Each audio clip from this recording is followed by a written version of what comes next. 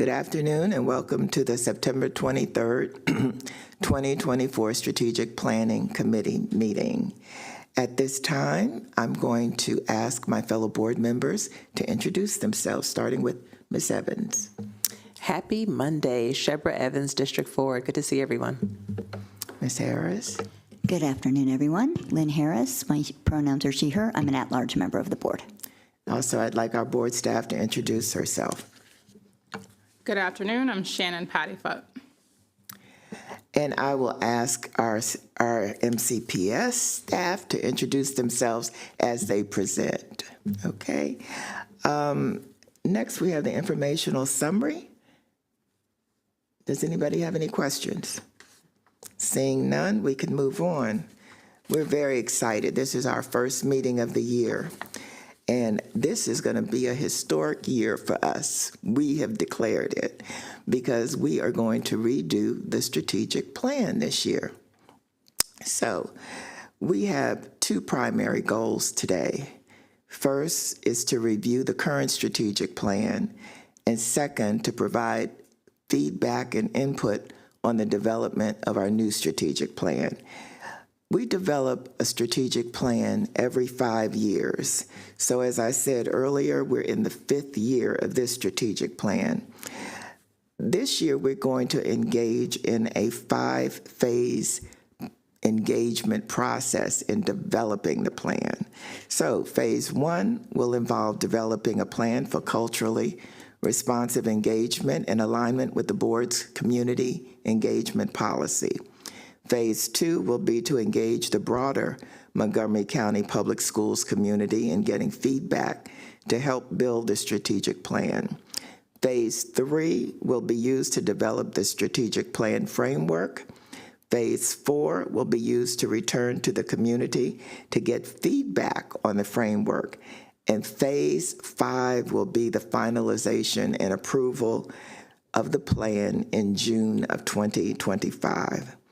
The Strategic Planning Committee will provide feedback on each phase of the process throughout the year at our regularly scheduled meetings. Concurrently, though, we will continue to review our progress under the current strategic plan. So, today's first Strategic Planning Committee meeting will be our opportunity to delve a little deeper into the literacy data that we shared at the last board meeting. We'll be looking at it through the lens of evidence of learning from 2021 to 2024.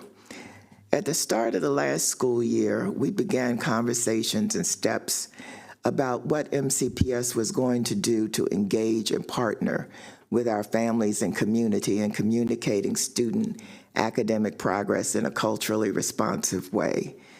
Although the school system was not able to begin work on this effort, we are going to discuss what is planned for this year and how we're going to make this work.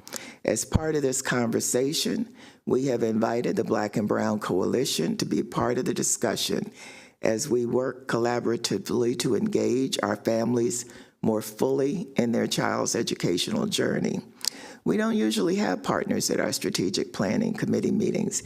However, the Black and Brown Coalition initiated the concept for this strategy, and therefore we have invited them to provide feedback. Lastly, MCPS will provide an overview of the new strategic plan engagement process more fully than just the few sentences that I gave you on it. Our second meeting in December will review the FY24 well-being and family engagement data, as well as the professional and operational excellence data in alignment with our current strategic plan. An update on our phase 2 engagement will also be provided at this meeting. Our third meeting will be an opportunity to receive an update on the development of the new strategic plan framework and to create an understanding of the data being used to inform the development of the new framework and the process being used to develop it. Our fourth meeting will be to review the draft of the new strategic plan framework, as well as provide feedback from the community. And based on the progress of this, we might need a 5th Strategic Planning Committee meeting this year. So at this time, I'm going to turn it over to Miss Sharon. And you notice I didn't say Sharon. Yeah, I'm very proud of you, Ms. Wolf. Thank you. If we could pull up the slide deck, please. Good afternoon, everyone. My name is Stephanie Sharon. I am the Chief of Strategic Initiatives here at MCPS and very excited to kick off our year for our Strategic Planning Committee meetings. If we can go to the next slide. I won't belabor what Ms. Wolf very eloquently outlined as far as our journey here today. We're going to be starting off really taking a look at our evidence of learning data, which was not presented in depth on the 12th last week, I believe it was, when we were talking about our literacy. So we're going to dive a little bit deeper into that. We are going to talk a little bit about the connection between our very first strategic planning committee meeting all the way back last September, if we can remember that, where we initiated the idea of how we're going to be working, or how we wanted to start working with our community, and what things that we did do and where we need to go. And then we're really going to be diving in collaboration with the Black and Brown Coalition here on the upcoming K-3 literacy field test. So after we do that, we will then wrap up our meeting today, as Ms. Wolf said, on getting a high-level overview on what we've done so far around the new strategic plan, as we have just recently finished our phase 1 engagement. So at this time, I'm going to turn it over to Dr. Keisha Addison to talk about our data.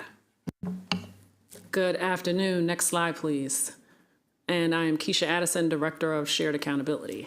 All right, so to begin our conversation, we are going to talk about our evidence of learning framework, which is our local accountability model that embeds multiple measures that we look at the performance of students in both literacy and mathematics. And on this slide, what you see are our typical reporting areas or reporting times, which on the left-hand side, you see readiness and transition.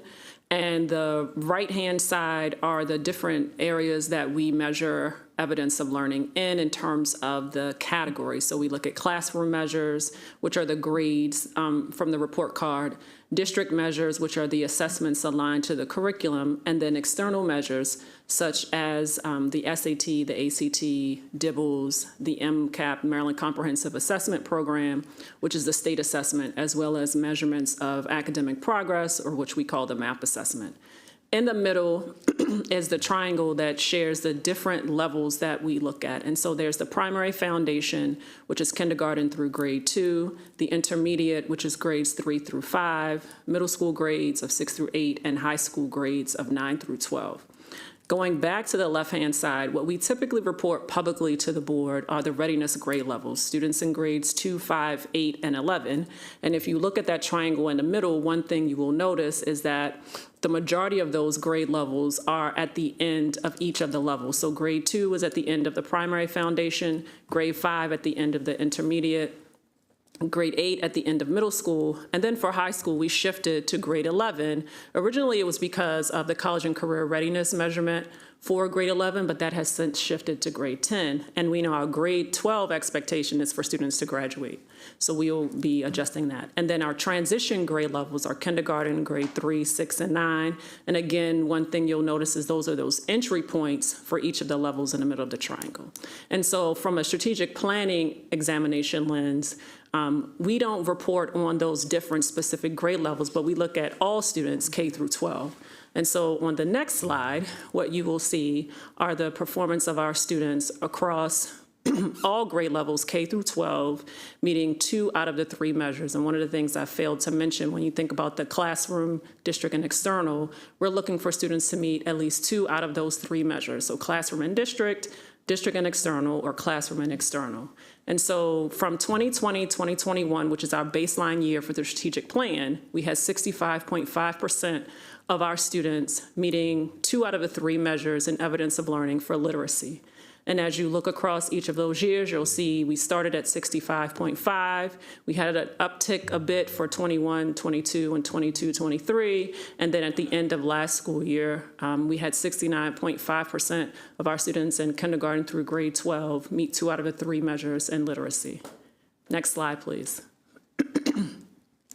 This slide shows the performance of our students in literacy, again, the same years, 2020, 2021, in literacy organized by our racial ethnic groups. And so it's a bit hard to see on the slide, which is why we included the data table at the bottom. But one of the things you will notice is that blue line is for 2020, 2021. Just a reminder, that was coming out of the height of the pandemic. Coming out of remote learning, and we still had some bits of remote learning, so you'll notice that dark blue line is at the bottom. And then for each of the additional years, moving up, but our 2023, 2024 is still kind of closer to that 2020, 2021 performance. Again, when you look at it for our racial ethnic groups, one of the things that stands out or should stand out is that the performance of our students who are Black or African American and Hispanic Latino are lower than the performance of other students in those racial ethnic groups. Next slide, please. This slide details the performance of our students receiving services. The first category, and I realize we didn't spell out the acronym, so EML, Emergent Multilingual Learners, or our recently exited Emergent Multilingual Learners. Their performance in 2020, 2021 was 35.4% of those students meeting 2 out of the 3 measures in literacy, compared to this most recent school year with 53.8% of emergent multilingual learners or recently exited multilingual learners meeting the literacy expectation. For our students receiving free and reduced price meal system services, or FARMS, started with 43.2% and ended this last school year at 54.7%. And for our students receiving special education services, started in 2020, 2021 at 45.8%, meeting 2 out of 3 measures in literacy. And for this most recent school year, 40.9%, meeting 2 out of 3 measures in literacy. Next slide, please.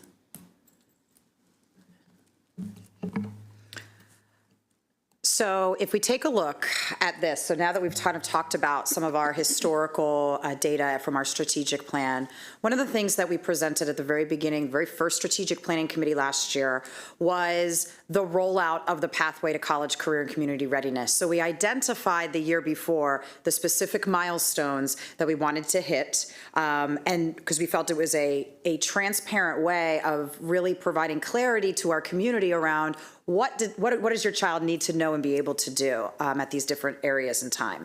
And at the beginning of the year last year, we stated that we were going to be implementing a plan to start educating our community around what these mean.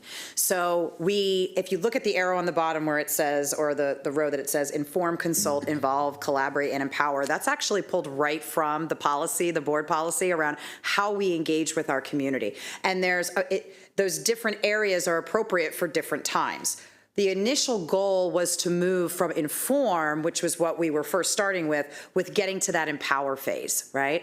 And I want to acknowledge that we definitely did not get, but didn't get past the inform stage of our community engagement process. So just to highlight, we did develop new communication resources for teachers and families to use at November parent conferences. This included videos, this included resources and handouts by grade level, so that families could digest and understand what their child needed to do.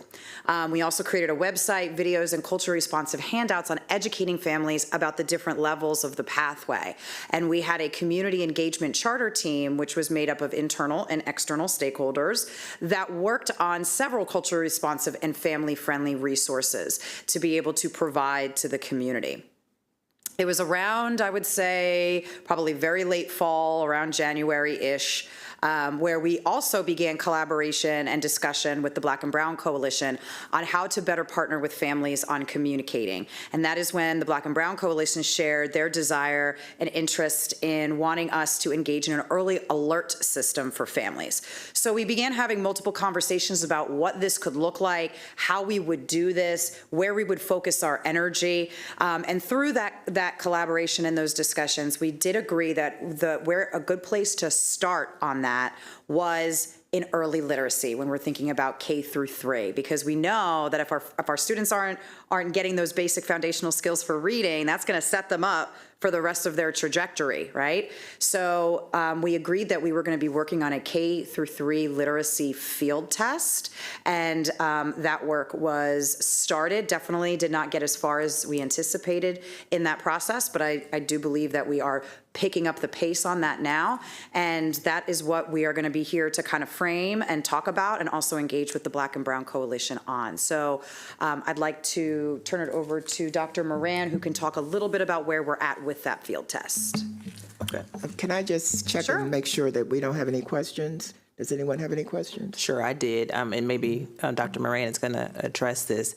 So in using the field test, I think about our last board meeting where we were, Dr. Pugh talked about, when we're talking about our schools, I should say, when we're talking about the various grade levels and where our students were at in terms of literacy, we mentioned that there were quite a few schools that were on the cusp, like 2 points away. So are we using those schools as the field test to be able to get them over the mark? How are we determining which schools we're going to use? So we're not using the cusp schools, and we'll go into, we're actually just only starting with 5 schools, and I'll go into the specifics of how those were selected. Okay, and so they're not below proficiency level? Some are. Okay. Some are. Okay, I'll wait then. Okay. But before we invite the Black and Brown Coalition up, I just had one question on the numbers for special education. Every other group went up and special education went down. Do we have any idea what we're seeing there, why their numbers are going down, why they're not getting better? We have not explored that yet. That's something that we can look into and share kind of where we're seeing the differences for our students receiving special education services. I'd really like to take a look at that because that has been a number that's been troublesome for the entire time that I've been on the board. So I'd like you to come back to the next strategic plan meeting with some discussion about what you see going on there and what we're doing about it. Okay. At this time, I'd like to invite Byron and Diego to the table also. And go ahead, Mr. Moran. All right, good afternoon. Peter Moran, Chief of School Support and Improvement. If we could go to the next slide, please. Thank you very much. All right, so very excited to present this today, and also just want to thank Byron, Diego, and their organization for the partnership that we have around creating this. Much of what we'll talk about today, you will look at as best practices that need to be implemented across 140 schools. I just want to start with saying that that is the intention of this field test. So this field test is to focus on our kindergarten through grade 3 students who are reading below grade level and really focus on increasing the partnership with parents around understanding not only that they are below grade level, why they are below grade level, have a specific understanding of the data and what is the reason or the skill that they need to work on to make progress. Have an understanding of what the intervention is that is being provided at the school, have an understanding of who the intervention provider is, and then be provided with resources so that they can supplement that support at home. I think as we look at resources and resource deployment in schools, one of the greatest resources that we have, if not the greatest resource we have, is parents at home to support their children with the work that we are doing with them at school. And really that is the purpose of this field test. One of the other things I just want to point out before we go to the next slide is the difference between sending something home in writing and having a conversation with a parent about it. We often send home materials. They can be complex, difficult to navigate.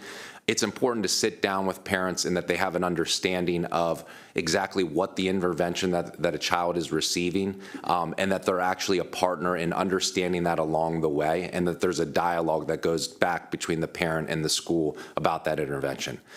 As you can see on the screen, these are the 5 schools that were selected. The rationale for the selection of these 5 schools was that they were proficiently using the multi-tiered system of support last year, that we could collect some of the best practices that they're utilizing to communicate with parents around their intervention structures, and then standardize them in the other 135 elementary schools. We have already met with these principals and the reading specialists to initiate this. I will say it was well received by all 5 schools, excited to engage in this process. We're looking at the field tests only being a 6 to 8 week time frame, and with the intention of spreading this to all 140 elementary schools at the completion of the field test. If we could go to the next slide, please. Dr. Moran, can you explain how you would spread it across to the other schools, like what that would look like? Sure. So, and it was interesting. So, at first reaction to this, my thought process was, this is the delivery of expectations to schools, and then holding them accountable for doing this work. And so, when these are best practices that are in many of our schools as we speak right now. The problem that we have and have need to correct in our schools is again, standardization, right? Having the access to this information in one community and not in another community.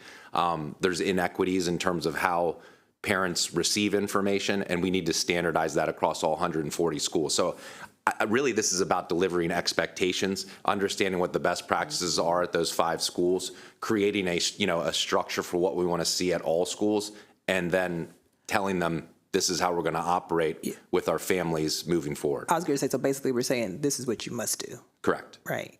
Okay. That's and then when you said that we want to, we're going to share the so we're going to share with families how they can best support their students. Will all the information that we share, will it be free and online? Because I think about some parents have access to be able to provide tutors for their students to advance or get that additional help, but many do not. So whatever we're going to provide to them, is it free and is it Yes. easily accessible? Yes, it should be.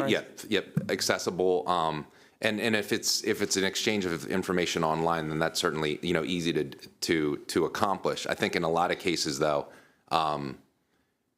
there are many times where parents don't know their child's even in an intervention. So I just think we should start there, and that communication about what skill they're working on, and then providing those resources so that they can do that at home is something that shouldn't be left up to chance. So are we going to also survey the parents to make sure that they can actually access the information that we need them to, because maybe they don't have the ability to go online? I just want to make sure that since we're doing this in a different way, which should really help, that everyone can actually access the information and really help support their students. I think one of the many beneficial pieces to the partnership with the Black and Brown Coalition is the ability to access that type of information from parent groups. So we're going to partner with them on surveys, focus groups to collect that information and really look at it to ensure we're solving the problem that we need to solve on behalf of the community.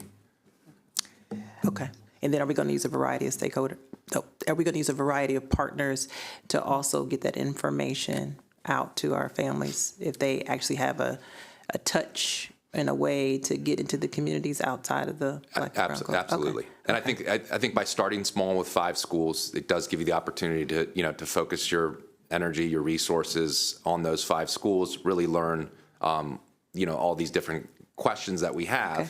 Because the other thing that I think we need that is essential in addressing this, and I see we've gone to the next slide already, is is communication, ensuring that it's culturally responsive. A lot of times we have a lot of work we need to do in that area. So how we communicate with parents, how we provide the information, is another critical piece to this. Okay. I appreciate the Black and Brown Coalition. I don't want to put everything on your shoulders, but definitely appreciate you being willing to step up and help, because you have been great partners. And I guess you'll be holding another meeting, town hall, to bring everybody together to share? Okay. We will be next month. Okay. All right. Send us the date. Sorry. I'm just trying to understand exactly what we're doing here. I've asked the question before as to why those 5 schools, and I understand what it is you're thinking about doing.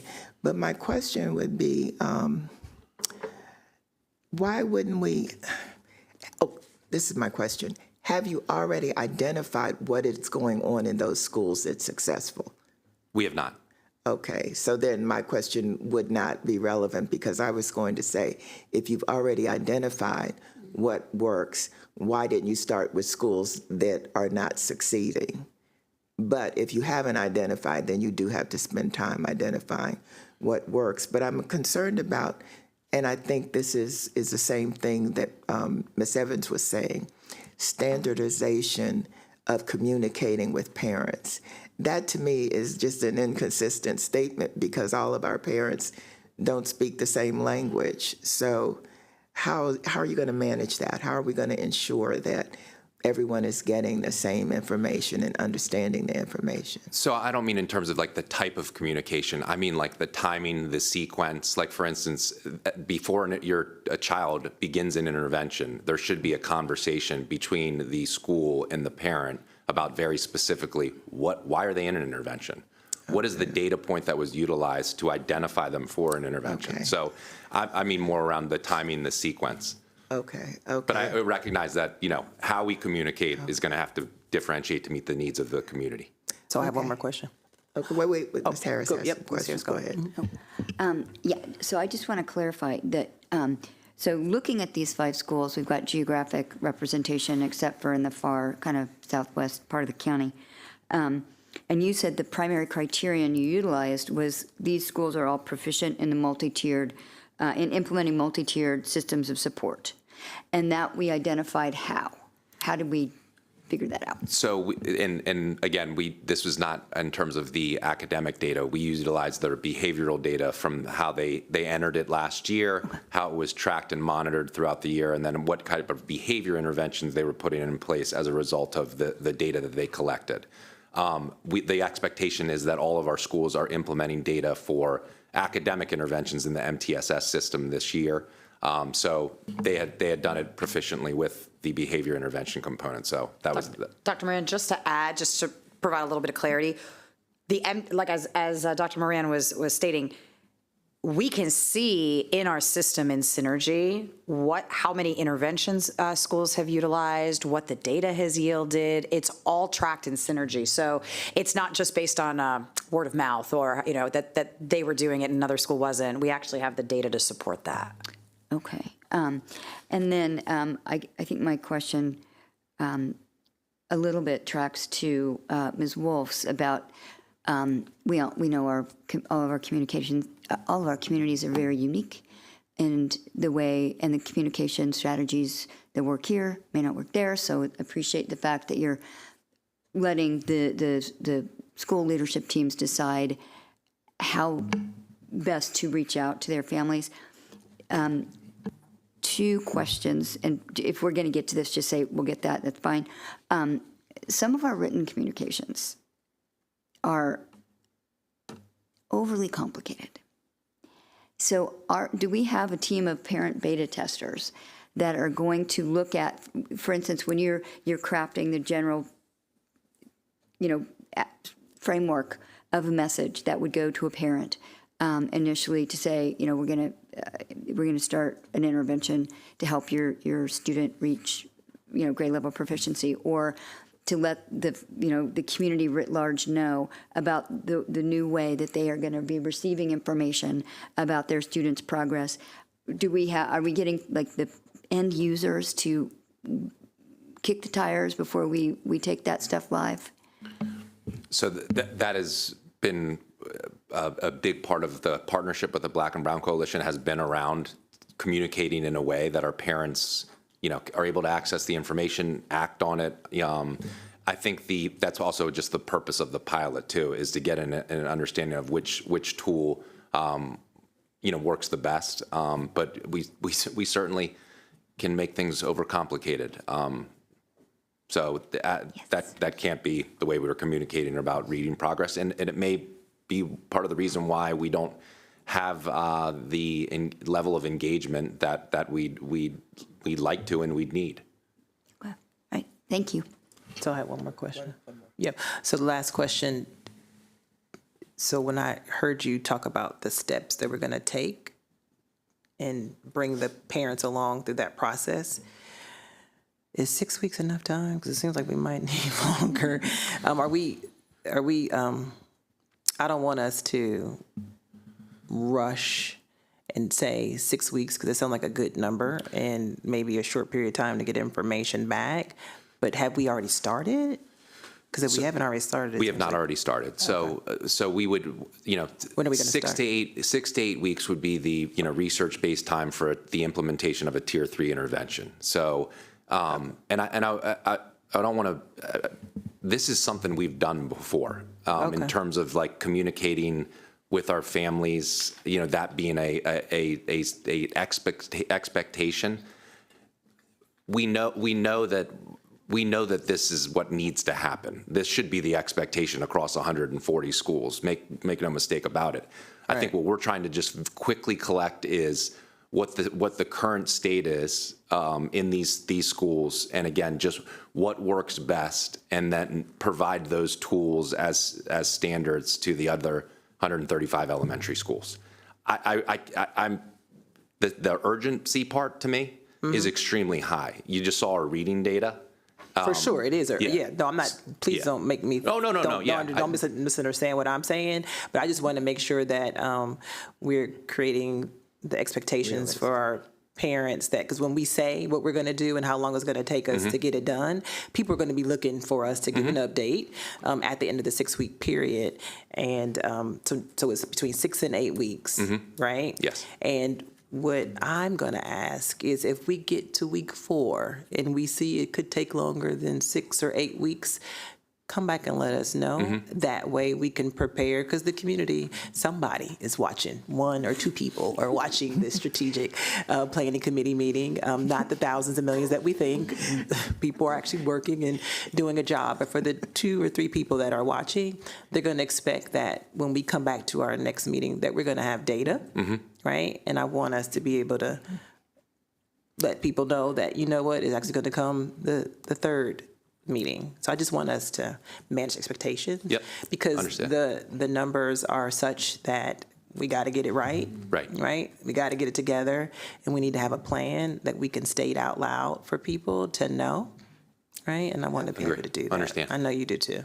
Okay. Thank you. That has raised one final question in my mind, and it's you probably said it, and I just don't understand it. But you're going to collect data over this 6 to 8 week period. You're collecting data on communicating with parents. I mean, what exactly are you collecting in the 6 weeks that is going to be scaled up to the other schools? So I can jump in. And if you were going to cover it later, just say it's going to come later. I think this is the last slide, though, for this piece. Okay. So it may not come later, but I can jump in with it. Malika Brown, Elementary English Language Arts Supervisor. And so a good chunk of the data that we're going to collect is feedback, right? So we're going to be able to collect feedback from the schools. Again, what are those best practices that you're doing already on top of the things that we have put in place for this year? So there is a standard that we have set this year around communication. The goal is to enhance that communication. So when we talk about the idea of family friendly, we do have the letters right now that may not be as family friendly. Letters that have been, that communicates with families, how their students are doing on the assessment, as well as letters to communicate to families what intervention the students are taking or will be engaging in. But in all honesty, those letters are not as family friendly right now. And so what we want to be able to do is work with the schools, work with our community to see exactly how that information should be presented in a written way. So that's one. So being able to collect that feedback. And then the other one, when we're considering that enhancing the best practice, enhancing communication, the feedback from schools on how and the frequency in which that they are going beyond that written communication. So what is that verbal touch point? What does that look like, sound like? with your families, and how can we support and standardize that? So when we're looking at that second bullet, what should guide that conversation? How are teachers introducing and sharing where the student is? And then what's additional piece of data that the teacher is going to share with the family? And so we want to collect that information from schools, and we essentially want to troubleshoot to see what is the most appropriate and what is the format in which we engage our families in those discussions. Okay, I know what it is. It's kind of missing in my mind about this, is the connection between the communication piece and improving literacy. That's what I'm not hearing.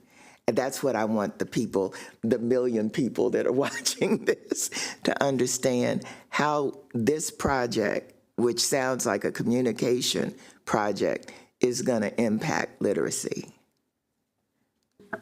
So I think the impact that it will have on literacy, so what we do in the school and in the classroom, the implementing new curriculum, that's the work that the teachers and the educators and leaders in buildings, that's what they're doing. But families are incredibly important too. And so being able to effectively communicate with a family, because part of what we heard from the Black and Brown Coalition, parents were sharing, I had no idea that my child was reading below grade level. I could have helped to do something about that. And so being able to support what's happening in the classroom, in instruction, and what's happening if the student is in intervention. And so providing family with those resources and materials. I shared at the last board meeting that our new curriculum, it provides families access to resources that are in the curriculum.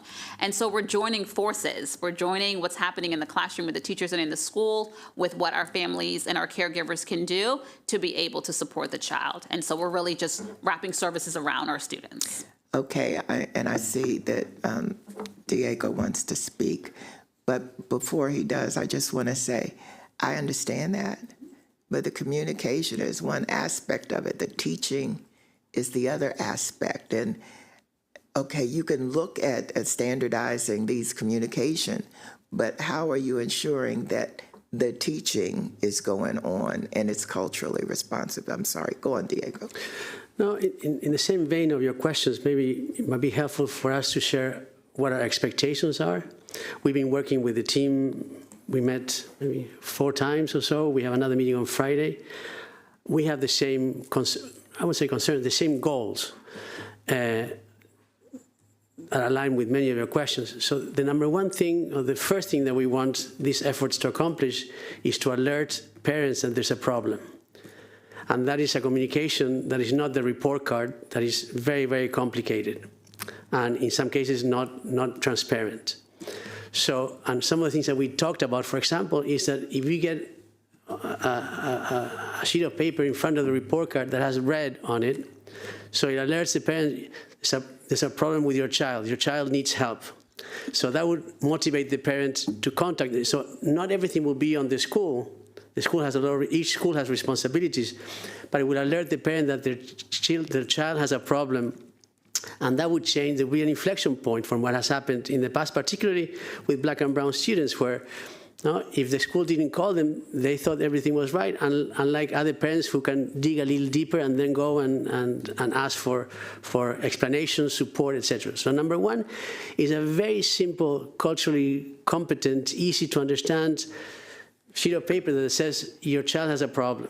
Your child needs help, is falling behind. We hope that would trigger both from the school and from the family, reaching out to each other. Whoever reaches out first, hopefully the parents will take the baton and say, because they'll be very worried, they'll call the school. This piece of paper needs to have a contact person so that they can reach out to, because that's a big problem. There's so many doors that people don't know how to access things. So simplicity is key here, and something that goes across racial lines, ethnic lines, language lines. That's something almost like a universal sheet of paper that everyone will understand. That brings parents and school together, and where the school shares a plan as to how they're going to help their children address the gap that they are seeing in however many subject areas. And then tell the parent how they can help, if they can help, because there are some parents who might not have the capacity, but at least they are informed, and the parents do whatever they can. And the third piece is accountability. So when we think about the pilot, what we are thinking about, that will be our role, is to identify a few parents that got that first, well, we think this is the report card, but in front of the report card will be this sheet of paper, and we might have a list of 50, I'm inventing. And we might contact the 50 to see how many realized that something different happened, no? That a communication was sent to them specifically stating that your child needs support, please come meet with us. No? So of the 50, did the 50 respond? Why did 10 not respond? Did they miss it? So how can we emphasize that in the next iteration of the pilot? Again, and the third piece is accountability, or the fourth is accountability long term. No? How is it that we know that the services that children need are happening, and what roles are the parents taking to support their children? Hopefully that helps. I just Thank wanted you. to add, Go if I ahead. could, if we could go back to the slide with the 5 schools. Can we go back there, right there? So to me, this kind of illustrates some of the need for clarity in communication. Where we show here the evidence of learning for those 5 schools, if you take the same data that was presented on the 12th, September 12th, there's a 40-point difference between what the MAP-R scores and the MCAP scores for some of these same schools. So just imagine being a parent, you're getting a report card saying one thing, I'm one of the million people watching the board meetings, and I'm seeing this data telling me most of the schools look like they're doing well. And I'm getting, if I know to go in, how to get into parent view and find the MAP score or the Dibble score or the MCAP score, they tell a very different story. What do I do? What do I need to do with all these different points? So deconflicting and making less confusing what is the current situation and where do I need to act is a critical part of this communication. And then ensuring, as we just talked about, that a parent really understands. Putting it on a piece of paper, some people will understand, not everybody will. So that conversation that follows is critical. The other thing is, to your point, where does the improvement happen? I will say part of this field test, and I really appreciate the board's involvement as well as the superintendent and his leadership team. I've learned a lot more about this MTSS system as a way to frame and to manage whether you have a tier 2, a child who needs tier 2 support, or someone who needs even more intensive in tier 3. And structuring, using that consistently as a way to manage the outcomes, the improvement, is something that has not been done consistently. And that's something Dr. Moran has just talked about. So I think those are the elements, Ms. Wolf, that are really going to do exactly what you talked about is, where's the improvement? What drives that improvement? It's those key elements. Thank you. Dr. Moran, did you want to continue? Yeah, I just wanted to add, so one of the things that needs to be looked at during the field test is if you're sending home notification to a parent that their child's reading below grade level at the report card time, it's too late. So the idea that we're utilizing summative assessments and then making it a determination that we're going to now give you a tier 3 intervention because you just took the MAP assessment, that should have happened well before, by an assessment done within the classroom before we do get into a summative assessment. So that's why I also think the sequence of communication, we have to look at that, because if you're communicating after the MAP, after the Dibbles has been administered, you knew before that. And if you didn't know, then we're not doing ongoing assessments the way that we should be in progress monitoring.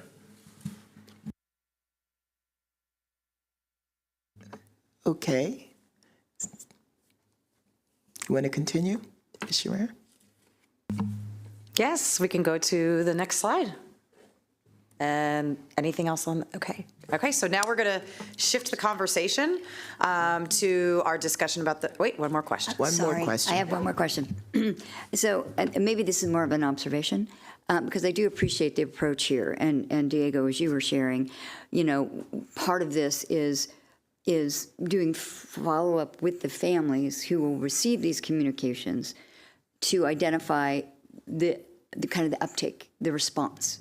And then if for families who didn't engage, didn't respond, what's the why of that? And then how, so we were fixing this, doing that kind of, you know, formative assessment, monitoring and evaluation as we go, so that we're hopefully,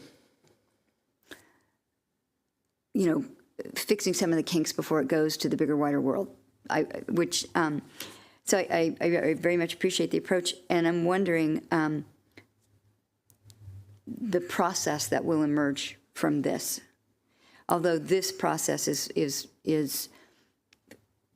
intentionally looking at individual students and ensuring that families are being engaged much more closely as partners. But last year, we had a lot of missteps in how we communicated big system decisions, like what schools were gaining or losing Title I status, the communications around the virtual academy decision-making, the information about special education programming changes for the coming year. So an observation for me is if we can kind of perfect a method of clearly communicating with our families critical information, timely, this needs to be a process that we use in the spring for bigger system-wide communications as well, because we cannot have another year like we had last year with, you know, blindsiding families and the lack of communication and transparency about why we were doing and why these decisions were being made, and they're just sort of announcing things and then like running back into offices and closing the door. We need to be, the whole process, soup to nuts, needs to start earlier, just as we're starting to assess where some of these programs might move, what schools, you know, what we're looking at as far as data around schools that will meet, you know, federal designation criterion for Title I, where we might be, you know, looking at those additional schools that are below that 75% level. Anyway, I think all of that needs to happen earlier, more continuously, and more clearly this year. So I'm hoping this work can inform that work. I don't know if that's the intent, but I hope that's the intent. It could. I just have one follow-up, and then you have a follow-up to Lynn's question.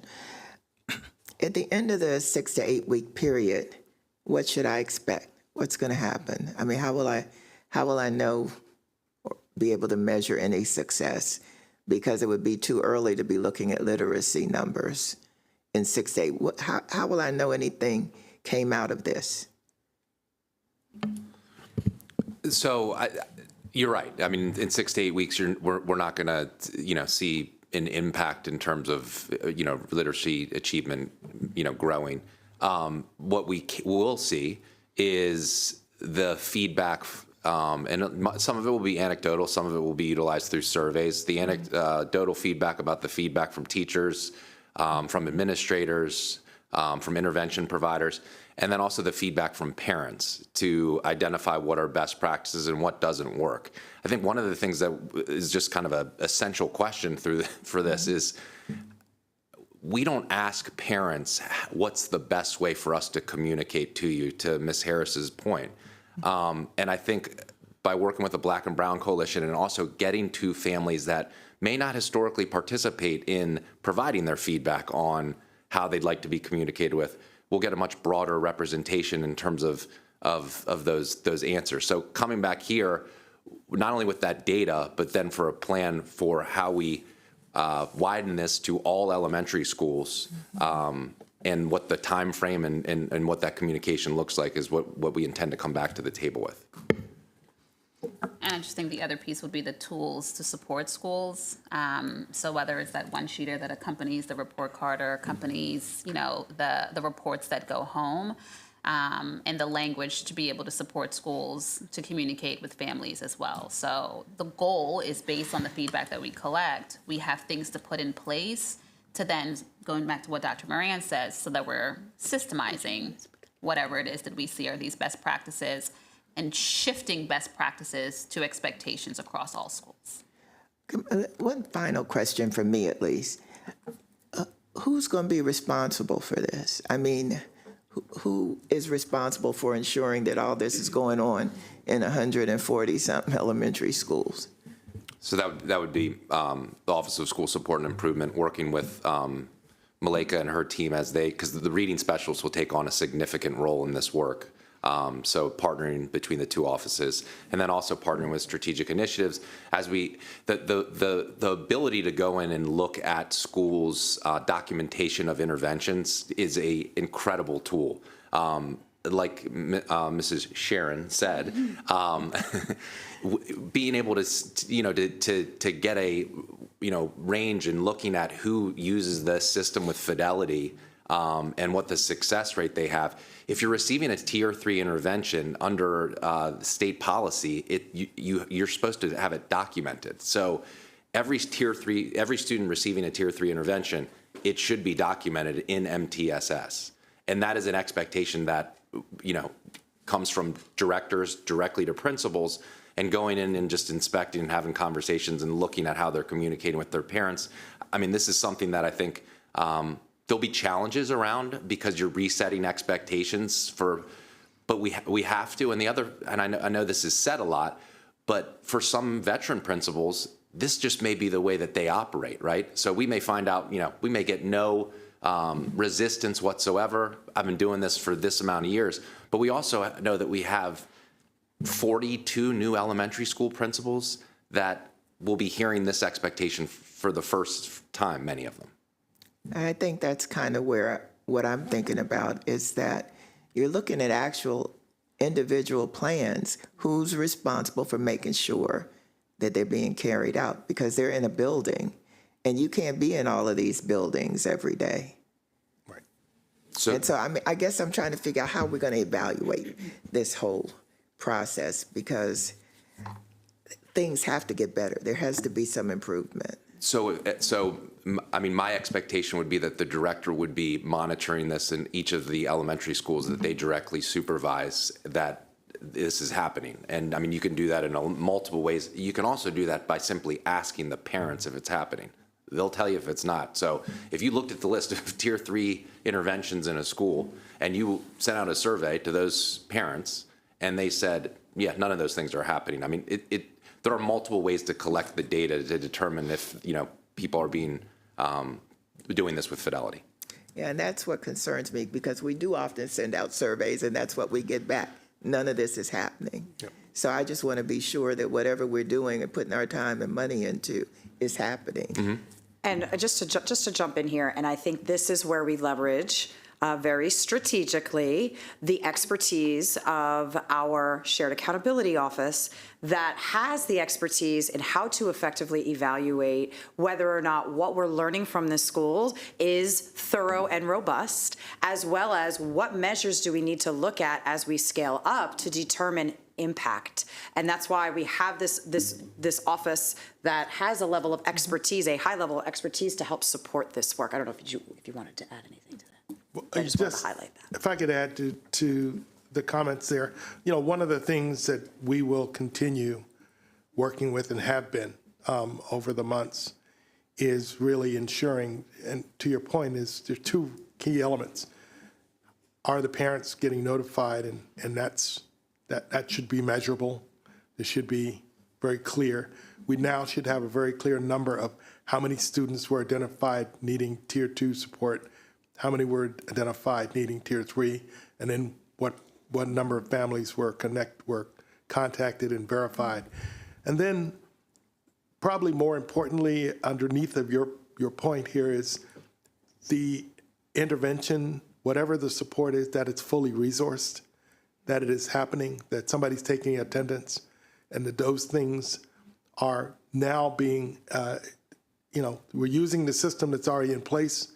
So there should be a way for you to say, I'd like to run a report on how we're doing on these 5 schools at least, and all schools eventually for those elements. So I think you're spot on in terms of it's got to be measurable, it's got to be tracked, and we've got the tools there, we need to use them. The other thing I just want to say, and I'm going to come back to you, Diego, is that for the people out there that are looking, this K3 literacy project was the early alert system, in case you're wondering what happened to it. We changed the name. Go ahead, Diego. 2 comments. One is that I have never seen an evaluation plan developed after the intervention was done. So I assume that we will have an evaluation plan before the intervention begins, because we need to have targets, we need to know how we're going to measure them, what indicators we're looking at, etc. So I assume that will happen before the intervention gets done, and we can divvy up the school side from the family side, but that's something that we are willing to work with the system. In terms of your question, Ms. Harris, about cultural competency or cultural responsiveness, I think the answer to your question from my perspective is absolutely not. This is a very specific pilot within a very big school system that has struggled profoundly over decades to really communicate well with its constituents, particularly those who are the ones who are doing the worst in the system, particularly Black and Brown. Dr. McKnight, I think it was 3 years ago, asked us to submit to her some recommendations about how the system can become more culturally competent. We did so.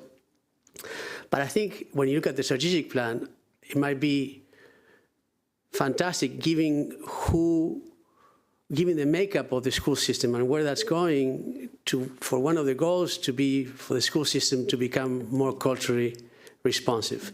And under that, you have many different layers, or several layers. But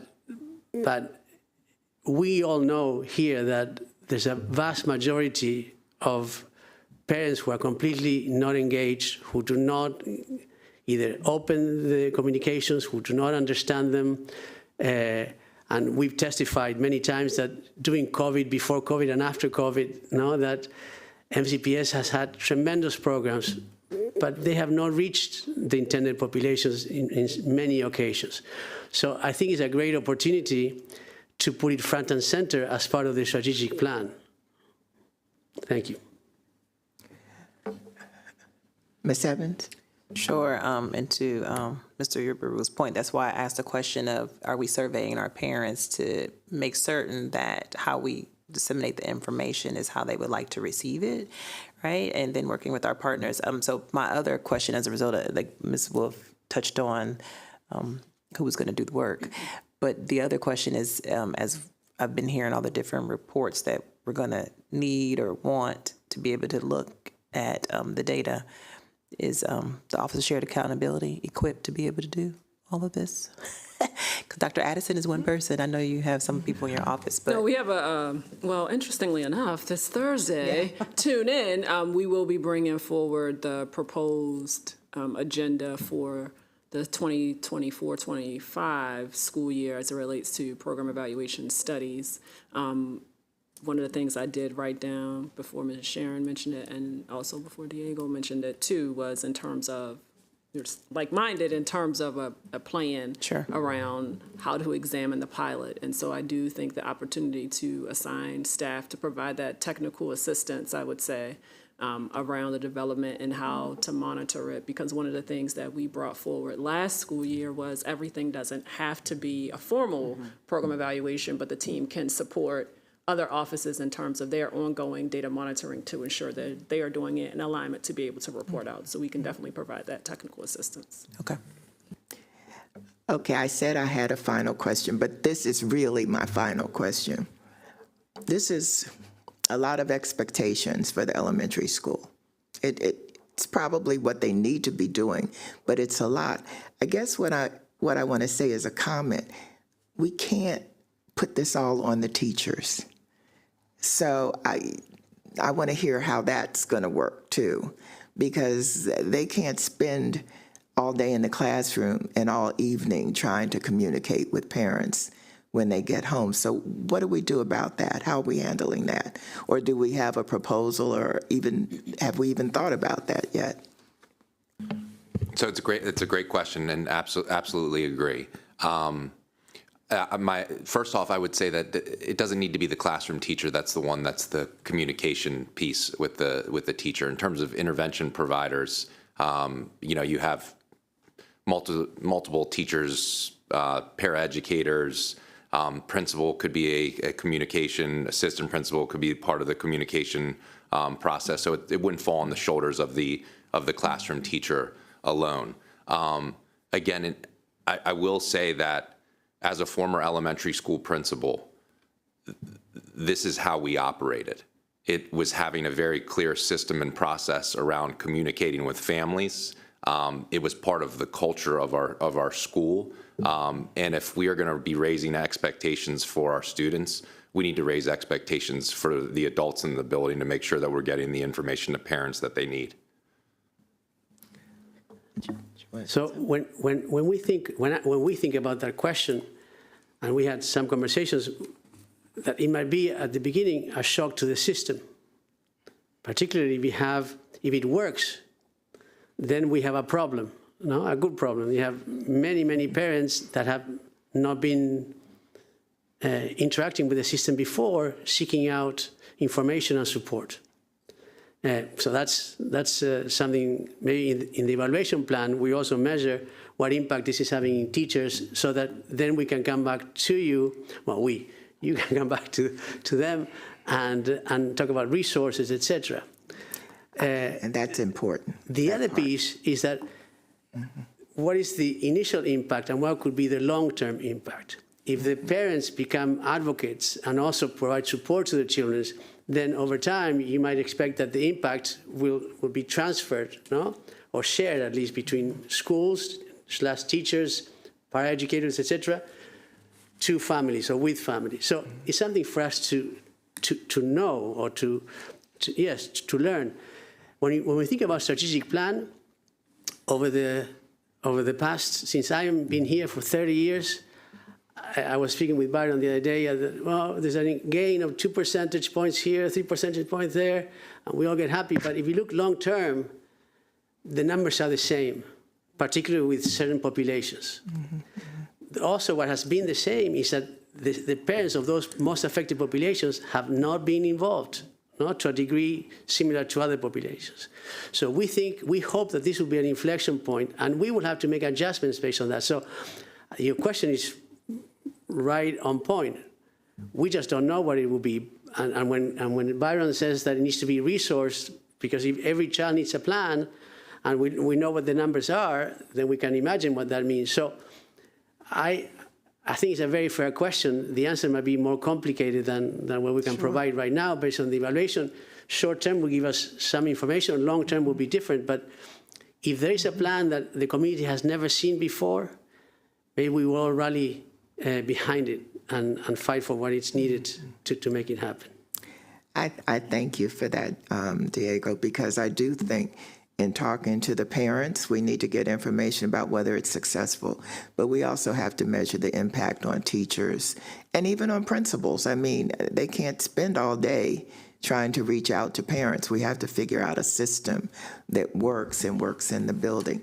We're going to move on now, or else we won't finish. I just want to add one additional thing. I want to go back to the question about shared accountability and the capacity. And what I offered was technical assistance and talked about the upcoming presentation. I just want to put out there, too, just the acknowledgement in terms of the number of evaluators we have, which creates the challenge / opportunity in terms of additional projects. And so having staff cuts and impacts the ability to take on more projects. And so a way to support but still not be able to fully engage is from a technical assistance perspective. But staffing does create the difficulty in some of these areas. We definitely appreciate that. Thank you. So we're going to move on now. Ms. Sharon? Thank you. So I'm actually so glad that this conversation happened prior to us talking about the overview of building our new strategic plan, because it is directly related to what we need to do. I think I heard Diego say it in his comments about what we're prioritizing in our next strategic plan. And the other thing that I heard before I even get started that I think is really good is the question around that Ms. Wolf had around, adding on to the teacher's plate. And when we're thinking about our new strategic plan, I think we actually need to think a little differently. What we typically do, and actually Dr. Taylor gave me this analogy and I thought it was a great one. He talked about BCC when he went there, the design of the building. And he said the front of the building when he was a student had the 1920s face. And then you could see how it was like these boxes of additions onto the buildings in different years. And it kind of looked like a hodgepodge of stuff. And eventually they knocked down all of those buildings. They rebuilt BCC, but they kept that 1920s face. So it's that idea of when we're thinking about strategic planning, what do we need to rebuild versus completely reinvent, right? Or keep. Like there's things we want to keep, but what do we want to reimagine? So that it's not just about piling on new expectations, but maybe resetting for all. Next slide. So very related to our discussion just now, we know that from our anti-racist audit, we said, and they said, and we know this is true, that the implementation of policies and application of best practices differ greatly from school to school, suggesting that our system is currently fragmented. We just had a conversation about that, a lengthy conversation about how we see that with different practices that exist.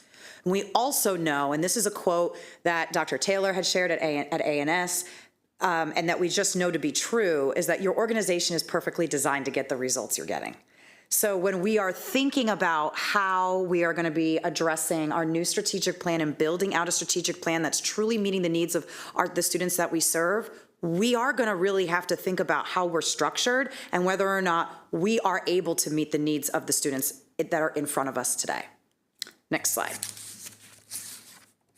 This is one of my favorite graphics that Shared Accountability put together. I think it's been in a number of budget presentations. So it's probably not brand new, maybe to some of our millions of viewers at home, but probably not to the board members.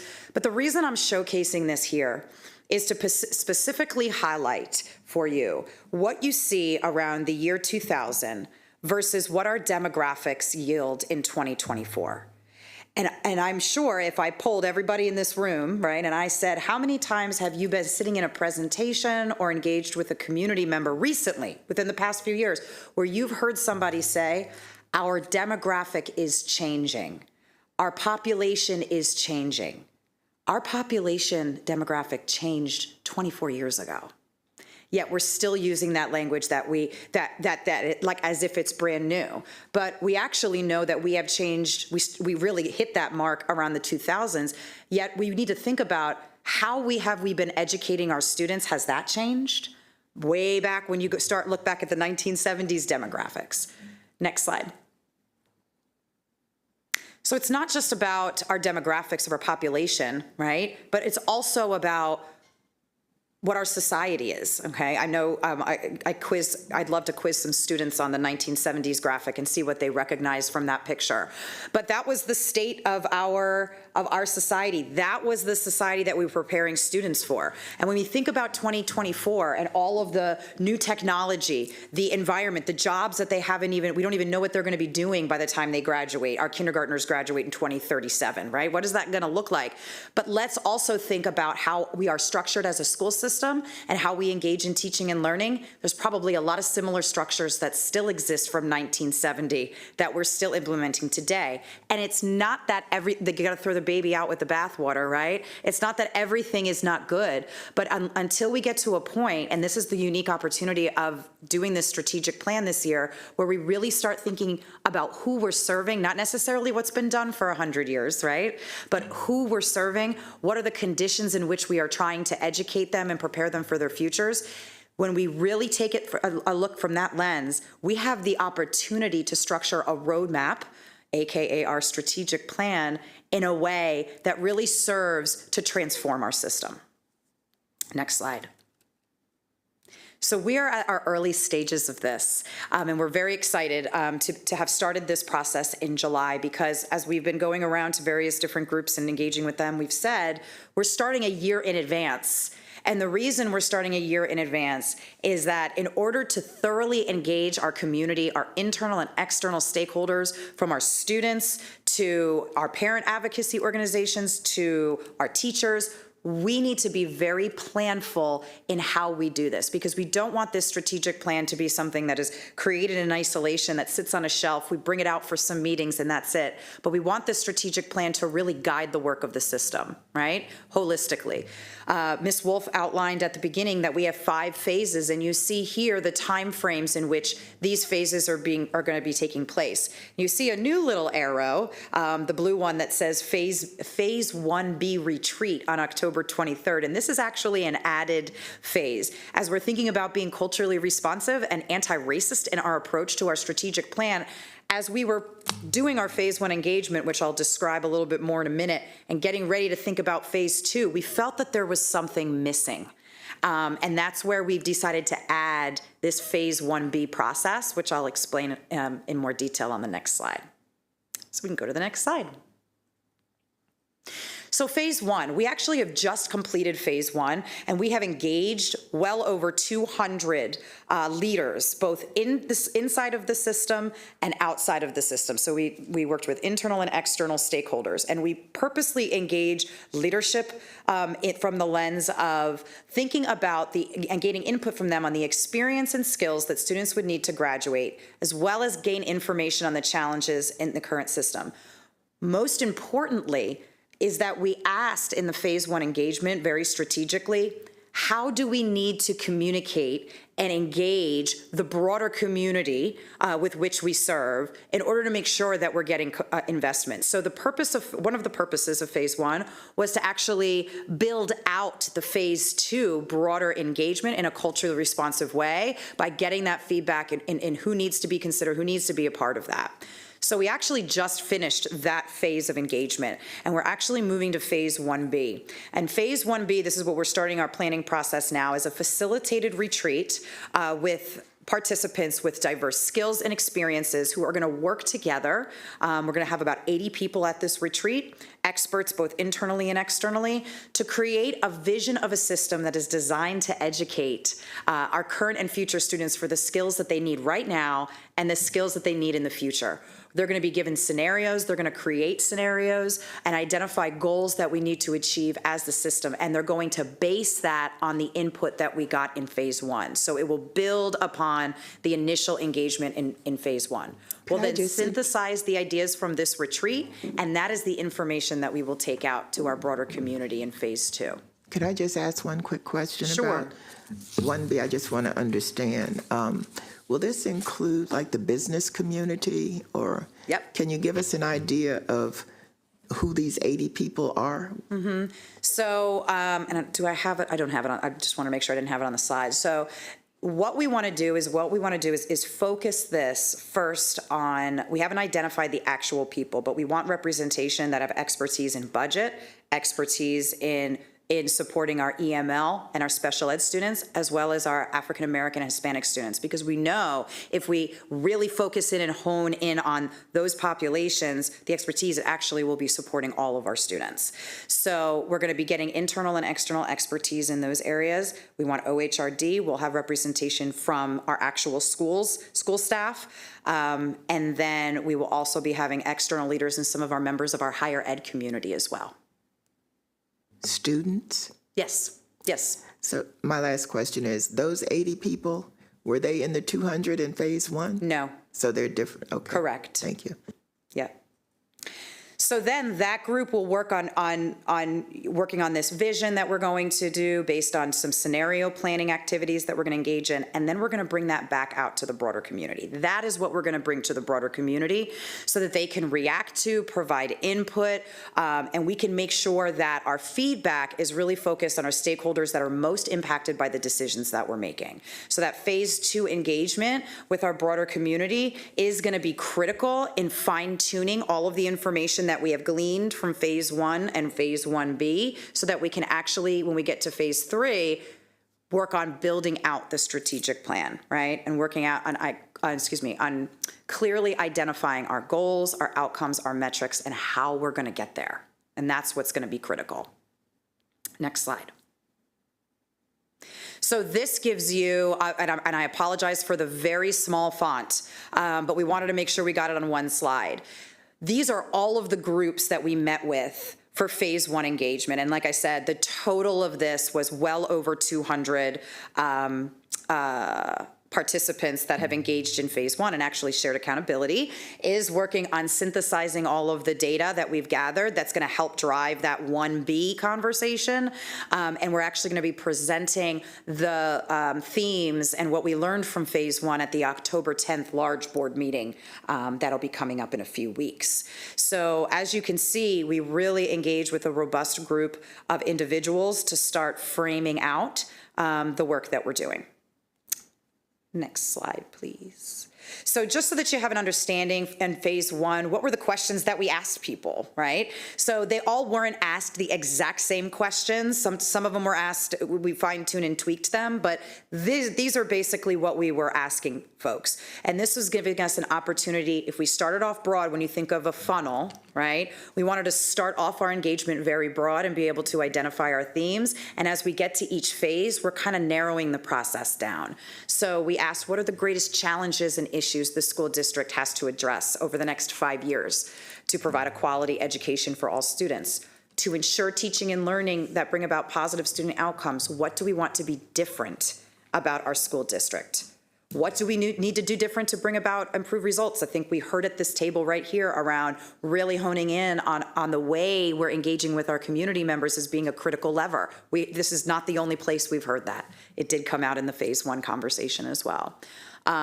This is really critically important. What are the most important skills and abilities students need to know and be able to do to be prepared for a successful future? This was a fascinating conversation that we had not only with our higher ed partners, we had it with everybody, but to get that information from our business partners, the boots on the ground folks. We collaborated with Arena LaGrange and her shop, and they brought together about 40 business leaders for us to engage in around this conversation. And it was really eye-opening to think about what they are saying they're going to need in the workforce.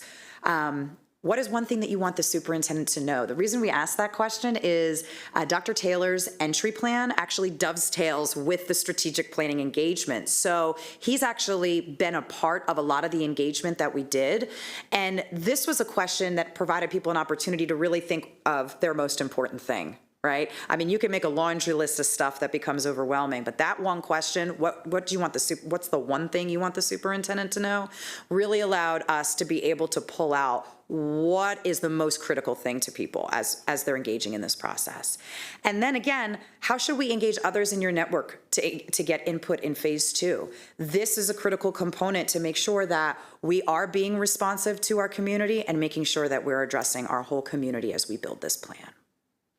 Next slide. So phase 1B.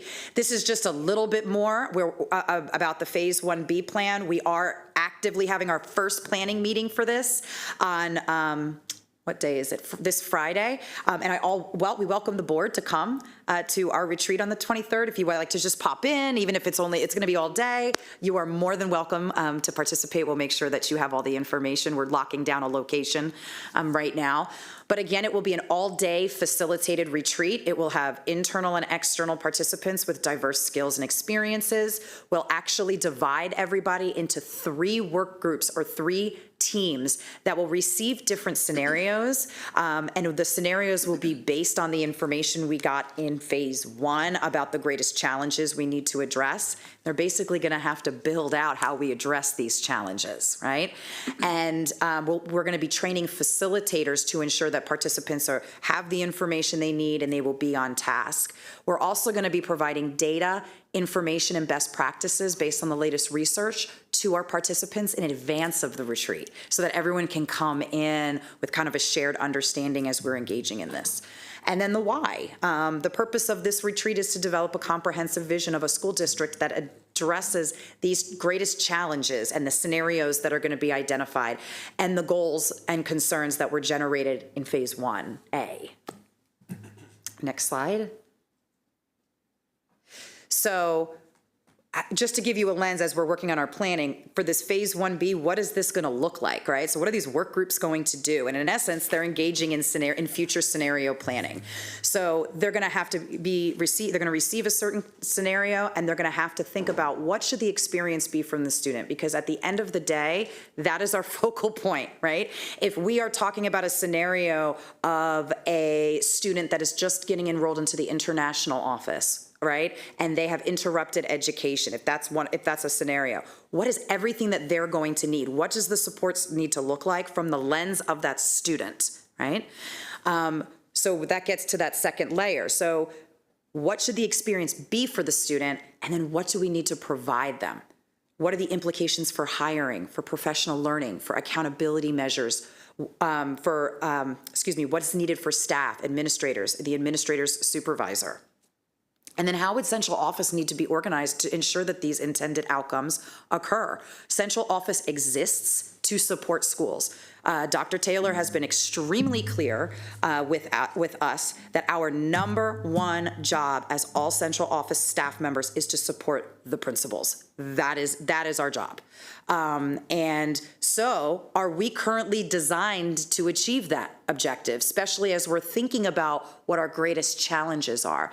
And then lastly, and I might argue most importantly, these teams are going to have to think about what are the potential funding implications for all of this. We are not going to solve every problem in a one-day retreat, but the idea is that we'll get enough information to then start being able to engage with our broader community to really fine-tune it even more, right? So it's a lot, but we think it's a different way of going about school district strategic planning so that we're really addressing our community and the students that we serve in the best possible way. Next slide. I think this is the last one. Yes.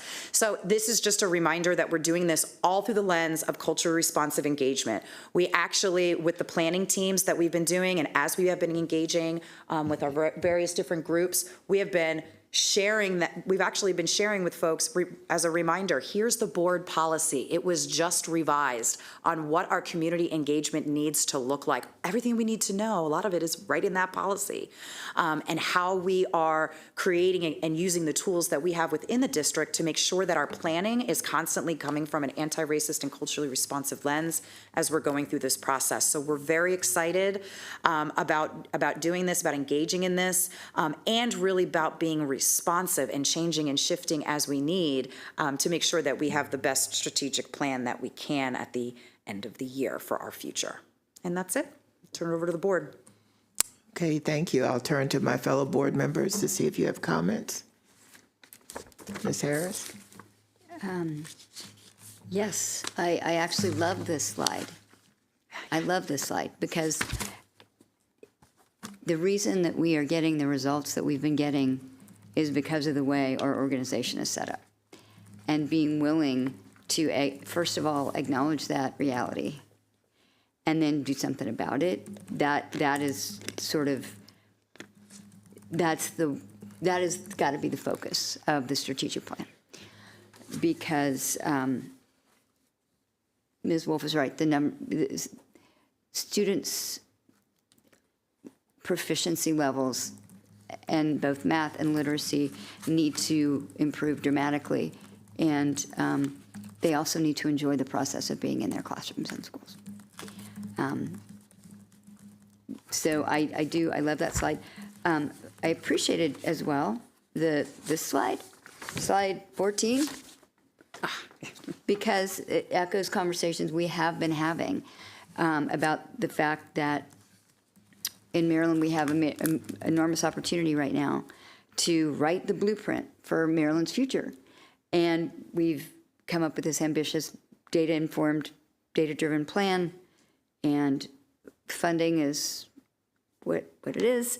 Expectations are rolling out, but at the highest levels, our state education policy is mired in the 1950s. So we've been talking about the fact if as a state, we need to ask why we make every student do what we make them all do to get a high school diploma, and look at it through the lens of right now and going that direction. And for every single one of those things, why do we make every student do this? Do this, do this. And if there's not a good reason and it's not grounded in now, looking forward, it needs to go. And, that's the way we're going to create the flexibility for students to really robustly take advantage of the opportunities that are being created and already exist for them, because those graduation credits requirements currently just set up a bunch of obstacles. So this will be another opportunity for us to look at our vision and our goals as a system and our plan, but also how our vision interacts with the bigger, wider environment that we have to operate in. My last question, actually, I very much appreciate this process. I'm glad that we are bringing students to be part of it, because as you mentioned, the student's experience has to drive everything. And because, your example, Ms. Sharon, if I'm just coming in through the Office of International Admissions and I've had significantly interrupted education, what do I need this experience to look like for me? Well, the first thing I can tell you right now is I need a friendly person to be my wing person for my first week of school. So I can meet people and I can figure out how to get where I need to go and meet teachers and others. Because if I don't have that, if I don't have a friend and a friendly people around me that are clearly on my side, I'm not going to learn anything in that classroom. So I just so appreciate we're looking at that from that level. That's the end game right now. It's not what what we want things to look like, but what is that student going to experience? What do they need at the end? Actually, the last question I had, it goes back to the first part of the presentation.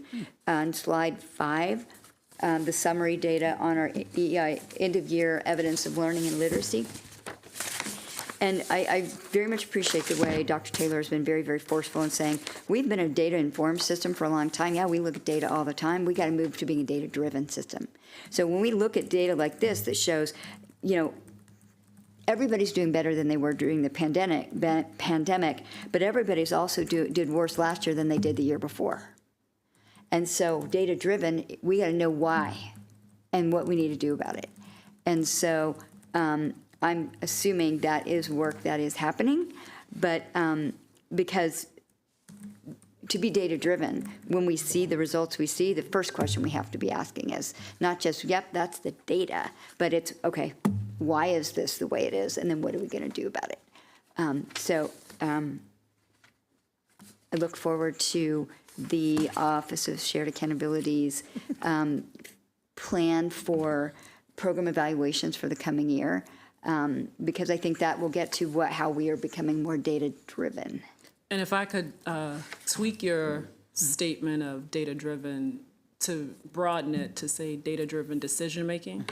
So it's really incumbent upon us as a district, and it's, to your point, in addition to looking at the data, in addition to seeing our program evaluations of initiatives and programs, as we look at the individual data points, part of your plan as a board and having the Chief Academic Officer's office come and engage in those conversations are those opportunities as well to hear what are we doing about it. And I agree with you, but part of it really is around data-driven decision-making. So how are we using the data that we see to drive decisions for, do we continue programs? Do we discontinue programs? Do we bring in something new? How do we partner around some of this work? And so I would, challenge us to be data-driven decision makers Yes. as we look at that data. And I do want to add also and I love what you said, everything that you said, Ms. Harris, about the data-driven decision-making.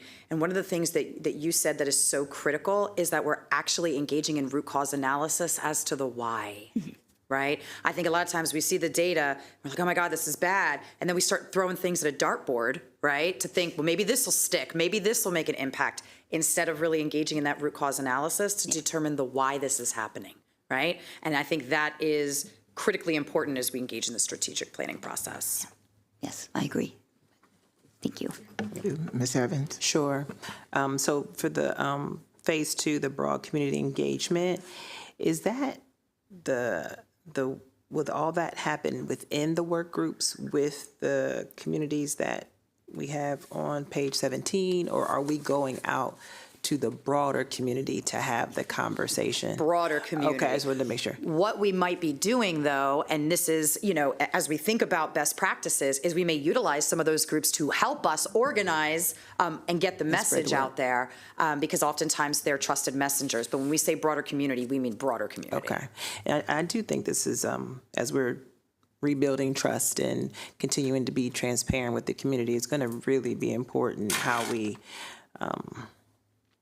have this conversation in the community and kind of restate what it is that we're trying to achieve, because not everybody will understand where our starting point is or what the actual issue is. And as we go out and speak to the broader community, just really making it as simple and simplistic as possible. And then if we can just find ways to share with our community how important it is for them to be engaged with their schools, to get the information that we're talking about that's going to be standardized across the system, that's going to happen in the pilot schools. We do want people to be aware of what's going to happen. That's an opportunity to kind of share what the, I won't say what the approach is going to be, but what the work should look like and what it should have been and how we've kind of gotten away from it, but we want to get back to it. I don't think a lot of people know and understand, so I don't think that we should expect that when we go out into the community that everybody is going to understand and know what we're doing and why we're doing it. So it will be important to really state that. And is there a way, too, that when we have the broader community conversation that we invite the business community to? They are looking to understand and know what the future workforce is going to look like. So I think they should be a part of the conversation as well. They're here in Montgomery County, they're taxpayers, and I think that that should be a target too, because not everybody understands and knows what we're doing in the school system. And if they had students, they're no longer engaged the way they were when their students were here. But I just think that would be a level of transparency that we can also show to our community. We're trying to invite everybody to the table, right? And we want everybody to understand and know. But there are some things that we have to do a little bit different. And I think part of it is, Peter, as you stated, we had a standardized way of doing it. Some are doing it a little bit better. I do know we do have some new administrators, but I think going out there and just being honest and transparent will help people to come along, right, with us and to know that this is what we're doing moving forward, and we want everyone to know and understand. So that was, I didn't really have a question. I just wanted to make sure that as we engage the community, that we really, really engage the community, because not everybody believes that we're trying to engage them and that we're doing the work that we say we're doing. Mm-hmm. Okay, I would like to offer a suggestion. I don't know how you feel about it. Please. But I think that in terms of developing a new strategic plan, you have a process laid out that is very clear. I think maybe we should start putting out messages about this on, I still call it Twitter. It seems that the majority of our school community is on X, but put it out there because people will send you comments. And once you synthesize them, you might find that they're really helpful. And they're people that you would not reach as part of this process. Yeah. So I really think that that would be helpful in building trust in the community too, for them to know that this is going on. The second thing I wanted to maybe ask is, you talked about the phases and you talked about the questions you ask and the participants in phase 1, but you didn't share any of the outcome. Mm-hmm. And so when you come to these meetings, if you have finished a phase in the future, I would like to hear what the outcome was. So you asked this question and this is generally what you got, that kind of thing. I think that would be helpful. I think too, putting out the questions that you want to ask people on Twitter will be helpful. And lastly, the thing that I wanted to say is I want to go back to the pilot. When does it start? So technically, we started it last week, but just the initial meeting, at least for our action plan. Mm-hmm. I would anticipate the first sequence of communication to our parents next week. So then when we have our next strategic planning meeting, I believe it's in December 3rd. We should have some reporting on that. Yes. Okay. But what I didn't quite hear is the goals and outcomes and metrics for evaluating this whole process. I mean, I heard it, and maybe I'm just not quite getting it, but do you have an actual evaluation plan for this project? So I would, in all honesty, I would say not one that is well defined. The data that we're collecting, is pretty soft data. So I think we need to look at a better way of evaluating this before we return. Okay, so, but what I'm saying is if we're going out to do something, we ought to know what we want to do, what we want the outcome to be. So I would like to see some sort of evaluation plan, goals, some metrics, anything that tells me that when we get here, we will know that we have done what we wanted to do or accomplished what we wanted to accomplish. Because right now, I can't tell how we're going to figure out anything. I know it's going to be a lot of anecdotal information, but you still need a way of sharing with the public, this is what we did and this is what we learned from it, and this is what we had expected, and I'm not really hearing that. Okay. So we will get you the evaluation plan once it's developed, and we'll also bring it back to the December 3rd meeting so that it can be publicly shared as well. Okay, well, I want to thank you all. This was a lot of information, really good information, and I appreciate all the hard work that you all have done on it. I also wanted to, even though they've departed, thank the Black and Brown Coalition for coming today and providing input on the plan. I'll just check with my board members and see if they have anything further. If not, we're adjourned. Thank you.